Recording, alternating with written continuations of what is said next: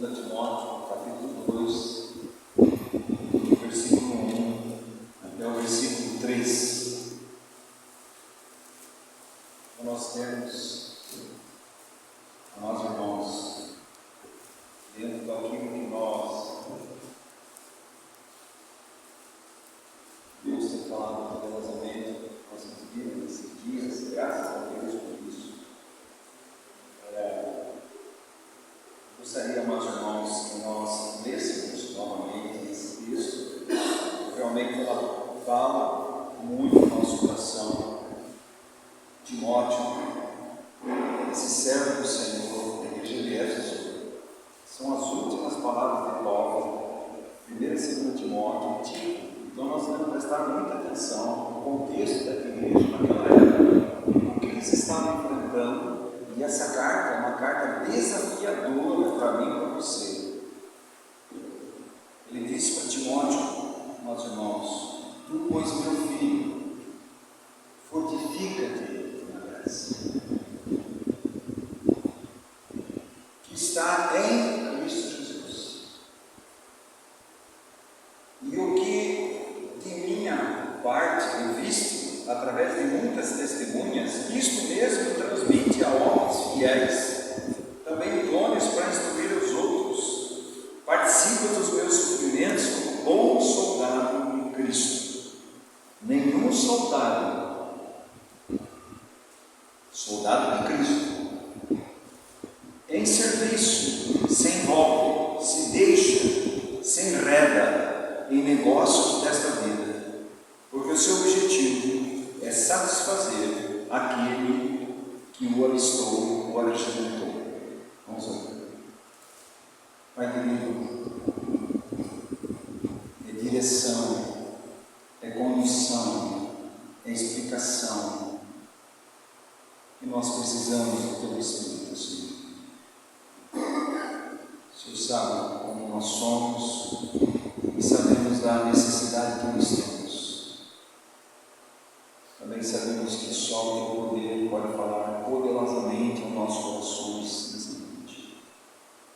Sabemos que a obra plena do Teu Espírito, onde nós possamos ouvir a Tua voz, ser dirigidos por Ti, governados por Ti, orientados por Ti, rendidos, entregues a Ti, pela Tua graça e Tua misericórdia, nós oramos em nome de Jesus. Amém. Mas, irmãos, nós temos falado sobre ousadia, sobre diligência. Nós vimos aqueles 3 pontos que eu vou novamente ler para os irmãos, que é a primeira resolução da vontade. Nossa caminhada cristã entra na nossa vontade, a decisão de seguir a Cristo, a decisão de tomar a nossa própria cruz, de ligar a nós mesmos, de tomar a cruz dia a dia e seguir a Jesus. Como Paulo mesmo disse, eu decidi, esquecendo das coisas para trás ficam, prossigo para um alvo, pela soberana vocação em Cristo Jesus. Eu tenho um alvo definido, eu tenho uma carreira a correr. Paulo fala muito de carreira, ele fala muito isso em Hebreus, que é a questão da nossa carreira cristã, como o alvo da nossa vida. O que nós queremos agora que somos salvos pela graça de Deus? Somos filhos de Deus, somos família de Deus, somos celestiais. A nossa pátria não é aqui, estamos no mundo, não somos no mundo, nós somos cidadãos do céu. O que é, amados irmãos, que tem movido nessa carreira onde nós nos empenhamos com diligência, com esforço, aonde que nós temos fraquejado em relação àquele que Deus tem nos chamado? E olha que Deus tem nos chamado. Aquele que nos chamou, Ele justificou. Você acha que foi a Deus por quê? Porque Ele te chamou. E se Ele te chamou, é para eu e você sermos de Cristo, propriedade dEle. Mas também ser santo, meus irmãos. Porque Deus tem um representante aqui na terra. Qual é o representante da terra aqui na terra de Deus? A igreja. Eu e você e quantos outros que participam dessa igreja invisível do Senhor. para ser uma testemunha viva de Cristo. Mas como é que nós estamos correndo essa carreira? Nós já falamos ontem, amados irmãos, que nós temos que lutar com alguns aspectos. E um dos aspectos é o vigor das afeições, irmãos. Lembre-se que as afeições, o amor, a devoção a Cristo é o centro da vida desse corredor, desse peregrino interestranho, que tem alvo definido. Ele não está correndo, não sabendo onde ele vai, não, ele sabe onde ele vai. Mas ele tem uma carreira definida. E nessa carreira nós podemos estar andando como uma tartaruga, ou nós estamos andando como um corredor que Deus chamou em você como um atleta preparado, que se prepara e investe nessa corrida. Porque nós sabemos aonde nós queremos chegar. Nós não estamos correndo por qualquer coisa, mas isso denota vontade, fé, afeição. Aquilo que nós amamos, amados irmãos, nós investimos nele. Aonde está o teu tesouro, está o teu coração. Qual é o tesouro? Você pode ver que nós investimos. Eu quero ser um engenheiro. Não tem nada errado. Você investe nele, você estuda, você procura, você vai para a prova, vai fazer vestibular, você quer entrar, você empenha nisso. Na carreira cristã, meus irmãos, já somos filhos de Deus. Mas Deus está procurando filhos que testemunhem, que sejam testemunhos vivos. Olha a carreira de Jesus. Amados irmãos, Jesus não perdia tempo. Jesus não se enredava com as coisas desse mundo. Jesus tinha uma coisa definida. E me importa ir até Jerusalém e morrer. Eu tenho uma carreira definida. E Deus, depois de 30 anos, vai falar para ele: este é meu filho amado, nele eu tenho todo o meu prazer. Ele foi aprovado e provado em tudo. E foi aprovado. E ele decidiu. Se você ler Lucas, capítulo 9, se não me engano, 12, diz assim: olha, ele já foi glorificado. Ele não precisa mais. Jesus cumpriu no sentido como homem, ele não pecou em nada. Ele podia parar por ali. Não! Ele tem uma carreira, amados irmãos. O novo nascimento é o início de uma grande carreira. Mas se você não nasceu de novo, você não pode entrar nessa carreira. Você não pode entrar nessa jornada. Como peregrinos em terra estranha. E você vê Jesus quantas vezes dizia: olha, eu preciso. Eu vou até Jerusalém e vou morrer. E foi essa caminhada, 3 anos e meio, essa caminhada até Jerusalém, até o Calvário, meus irmãos. A Bíblia diz que aqueles que permanecem nele devem andar com ele. Qual é o foco de Jesus? Fazer a vontade dele. Qual o foco de Jesus? Glorificar a Deus. Pai, eu já te glorifiquei. Glorifica-me como agora que eu tinha antes. É um foco do Filho de Deus. O que Jesus fazia? Jesus dizia assim: eu não posso fazer nada sem meu Pai. Nada. Tudo que eu faço é de acordo com meu Pai. Tudo. Porque Ele tem uma missão, um chamado definido. E eu e você, meus irmãos, temos um chamado definido.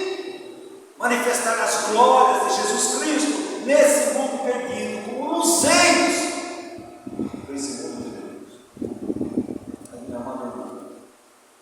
Nós temos oposições, e nós já falamos ontem sobre a primeira oposição, somos nós mesmos.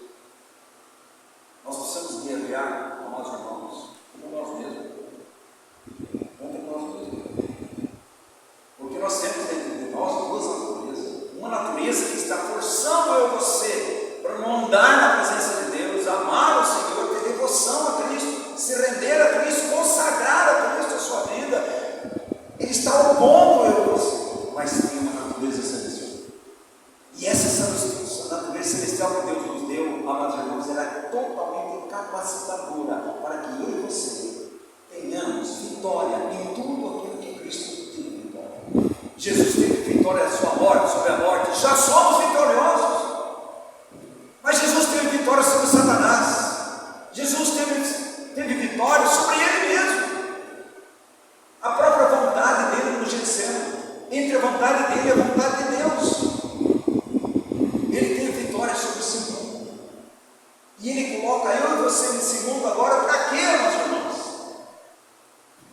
mostrar que o céu prevaleceu, que Jesus é vitorioso, Ele é glorioso, e o que Ele veio fazer está aqui demonstrado através dos filhos de Deus desse mundo que já morreram.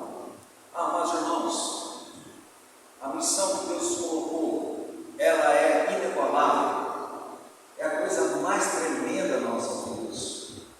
Nós temos um representante do céu, com as marcas da cruz. Eu disse, lá nós não teremos só um que é a marca da cruz, mas no céu não havia homem nenhum. A partir da ressurreição e entronização de Jesus, ali é um homem. Para quê, meus irmãos? Porque agora, no céu, haverá uma multidão de homens, lavados pelo sangue do Cordeiro, que Ele tem nas suas marcas, nas suas mãos, nos seus pés, na sua vida. Meus irmãos, quantas coisas nós precisamos ficar? E a primeira somos nós mesmos. Isso é uma guerra. Por quê? Porque eu e você, meus irmãos, nós amamos muito a nós mesmos. A psicologia do mundo vai dizer isso, tem que amar você. E Deus vai falar, você tem que odiar a sua vida.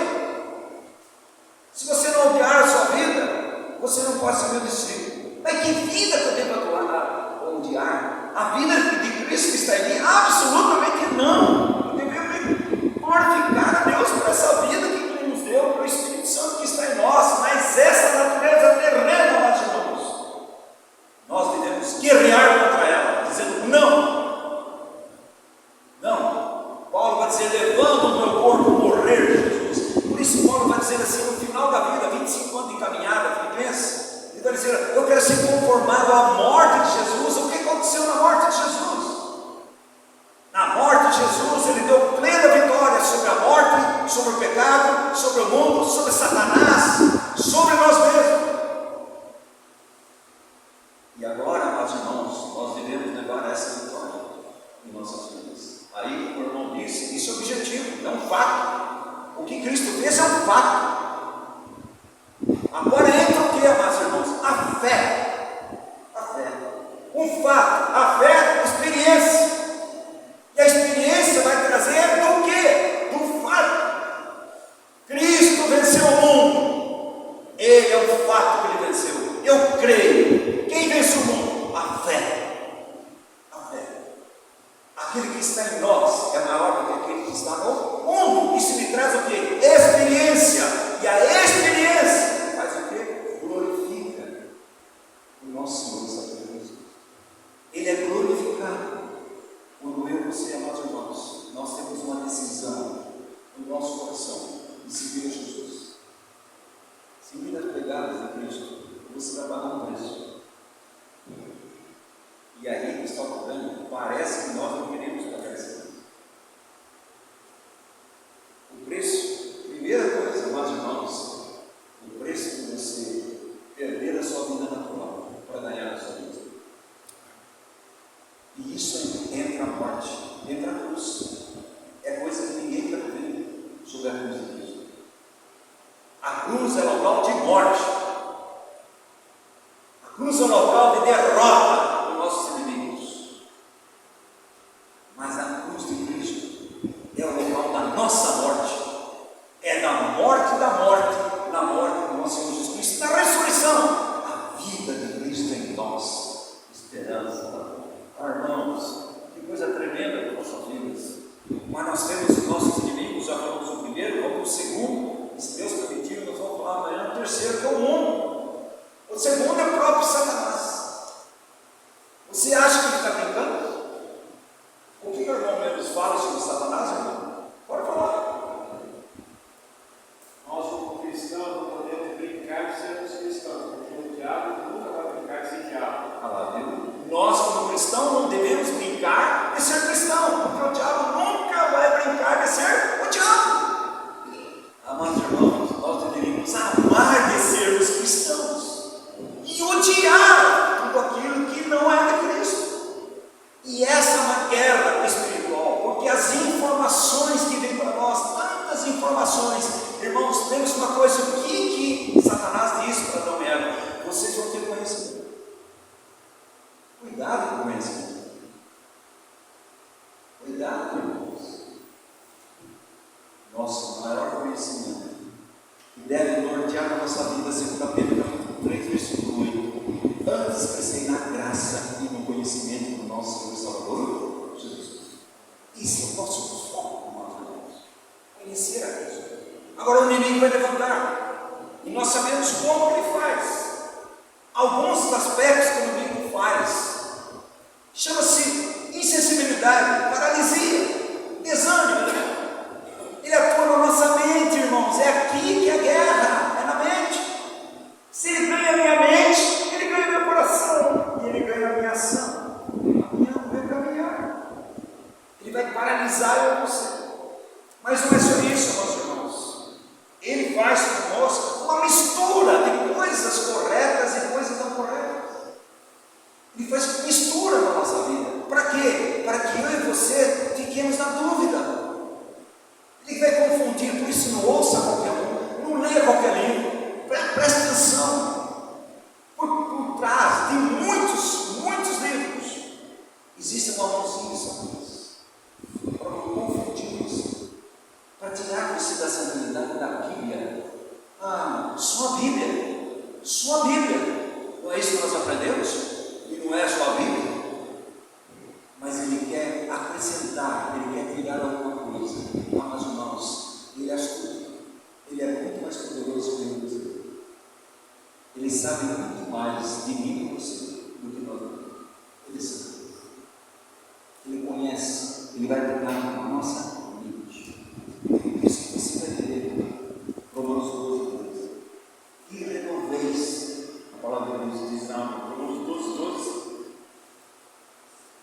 Romanos 12, 12, ele diz assim, para eu não citar algo errado, ele diz assim: e não vos conformeis com esse mundo. Que conformar? Tomar forma. Como é que o mundo anda? Como é que o mundo veste? Como é que o mundo diverte? Como é que o mundo tem suas recreações? Como é que o mundo casa? Como é que o mundo namora? Como é que o mundo cria filhos? Como é que o mundo vive no seu trabalho? Seja qualquer, como é que o mundo faz? Ele está dizendo: não conforme com esse mundo, mas ser transformados pela renovação da nossa mente, para que você possa experimentar qual seja a boa, perfeita e agradável vontade de Deus, porque a vontade do mundo é contra Deus. Eu e você, amados irmãos, nós estamos numa guerra. Parece que nós estamos só guerra num navio de divertimento, de passeio. Comida 24 horas, bom, irmão, nós estamos num restaurante. Não, só você está exagerando, não exagerando. O que Jesus disse? Vigiar o lugar que ele não abaixa a guarda.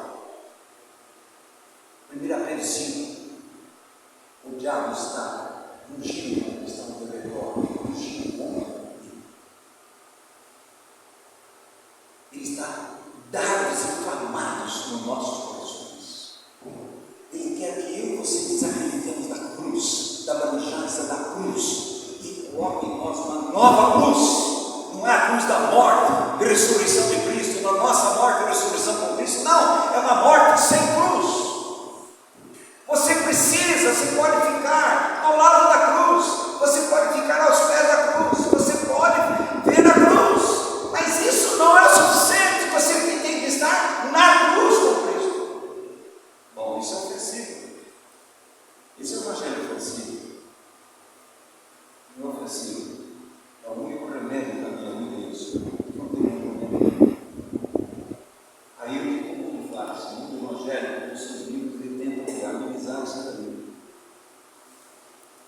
Você resolveu o problema da sua vida sem cruz, sem você negar o seu medo, sem você tomar a cruz dia a dia, sem você morrer para você, mas viver para Cristo. É uma linha, só a linha de duas linhas. É morte e ressurreição. Elas andam juntos. Morte e ressurreição. Elas andam juntas. E o inimigo, ele quer tirar eu e você da centralidade de Cristo, centralidade da palavra de Deus. Amados irmãos,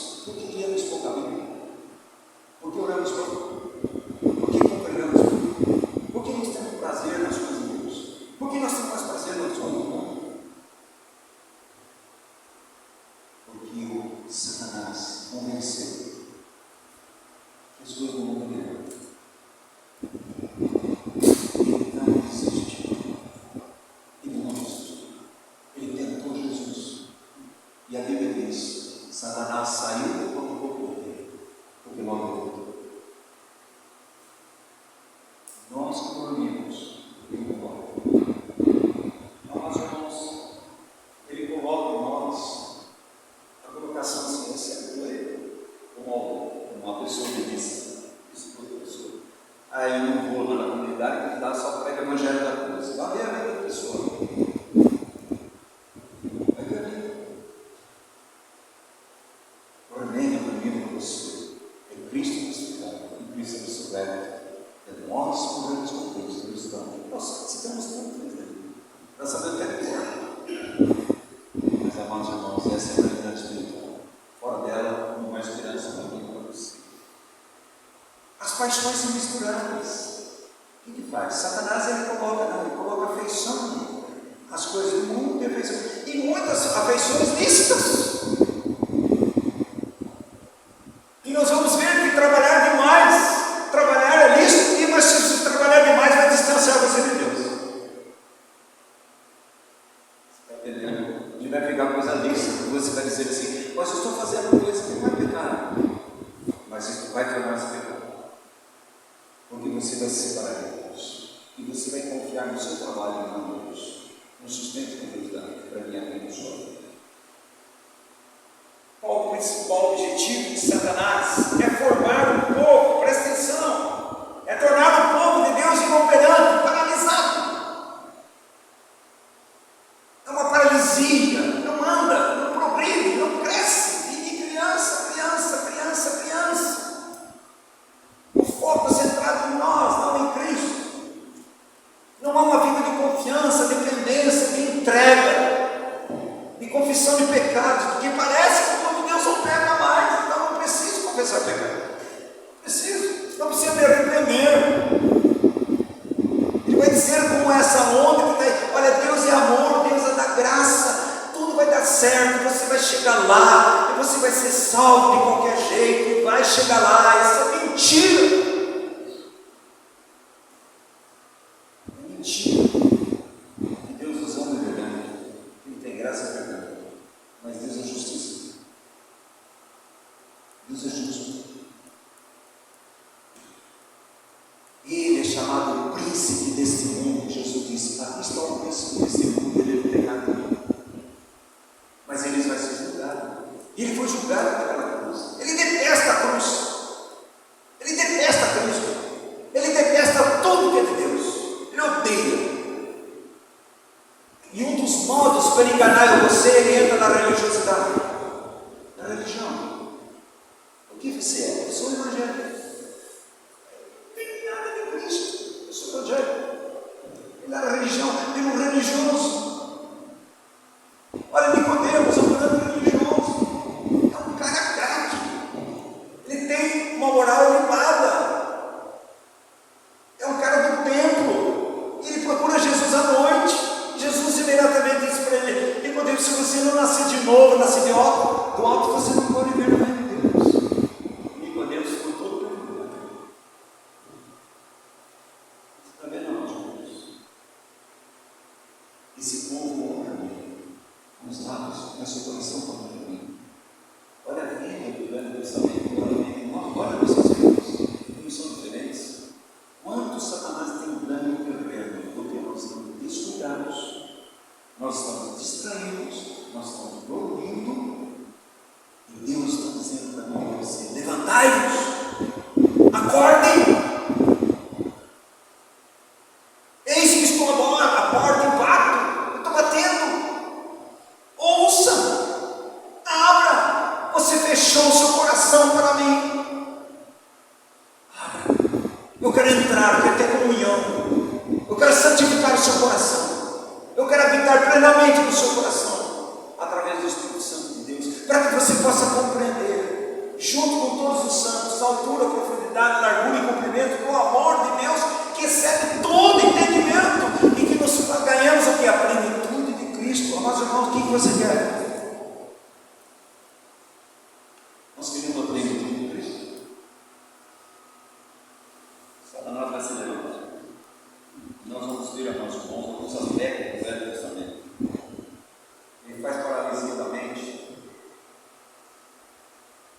fácil entender isso. Você vai dizer assim, eu vou congregar, hoje estou indo para congregar. E melhor não acontece uma coisa. Alguém liga, alguém para. É diferente. Sempre há uma coisa. Ele sempre está colocando alguma coisa ilícita para você se distanciar de Deus. Não tenha dúvida nenhuma, amados irmãos, que Ele faz com que as nossas expectativas, que são desapontadas, levem a culpa totalmente para Deus. E nunca para nós. Estou desapontado com Deus. Está vendo? O Deus que você ama. Não é isso que dizia no Velho Testamento. Onde está teu Deus? Cadê o Deus que você ama? Onde que está Ele? Quem está por trás disso? Pitbucho? Ele mesmo. Ele tem dardos inflamados para atingir o meu coração e o seu, levando uma cegueira espiritual. Quantas vezes nós parece que perdemos a luz, ficamos meio no escuro? Quem está por trás? Preste atenção. Aqueles que têm comunhão com Deus, não dão luz. Mas se você perder a comunhão com Deus, você tem uma trevas. É astúcia. Astúcia, vamos lá em Êxodo. Essa noite eu gostaria de. Os alguns já conhecem isso. Nós vamos citar 5. A partir de Êxodo 5 áreas da nossa vida que Satanás tem uma influência enorme. Ele quer que eu e você, como nós irmãos, tiremos os olhos de Jesus. Há 5 áreas, eu vou citar 5 áreas, que você pode, quando você lê, você tem outras interpretações, mas não vai sair do foco dessas áreas. 5 áreas. Primeira área é trabalho. Trabalho é lícito, mas se você trabalha demais, você não tem tempo para Deus. Quantos daqui já chegaram em casa cansados e dizem assim, olha, eu trabalhei muito hoje, não vou congregar? Quem está muito cansado? Porque eu trabalhei muito, então não vou congregar. Não tem nada a ver uma coisa com outra. Segundo, amados irmãos, separação do mundo. Primeiro, trabalho. Segundo, separação do mundo. Terceiro, santidade. Quarto, família. Quinto, bens. São 5 áreas que Satanás quer pegar em você. Ele acabou. Quando Deus vai tirar o povo do Egito, Ele manda seus magos para também fazer, acho que 3 ou 4 coisas iguais ao que Moisés fez. Ele é uma oposição, qualquer. Quinto, os bens. Os bens. Dinheiro, bens, propriedade. Então vamos lá, amados irmãos. Primeiro, Êxodo 5. Olha o que diz. Depois foram Moisés e Arão e disseram a Faraó: assim diz o Senhor Deus de Israel: deixa o meu povo ir, deixa ir o meu povo para que me celebre uma festa no deserto. Respondeu-lhe Faraó: quem é o Senhor que lhe faça eu ouvir a sua voz e deixe ir Israel? Não conheço o Senhor. Mas olha o que diz assim: o Deus dos Hebreus nos encontrou, deixe-nos ir, pois caminho de 3 dias no deserto, para que ofereçamos sacrifício ao Senhor nosso Deus, e não venha Ele sobre nós com pestilência e espada. O que Ele vai dizer sobre isso? Bom, 3 dias no deserto, 3 dias no mundo, amados irmãos, que sempre traz à memória 3 dias. Ninguém pode servir a Deus sem a Deus. Ninguém pode adorar a Deus sem a Deus. Ninguém. Eles podiam querer adorar a Deus ali no lugar, adorar a Deus. É 3 dias no deserto. Vocês vão adorar. O que Ele vai dizer Satanás vai dizer?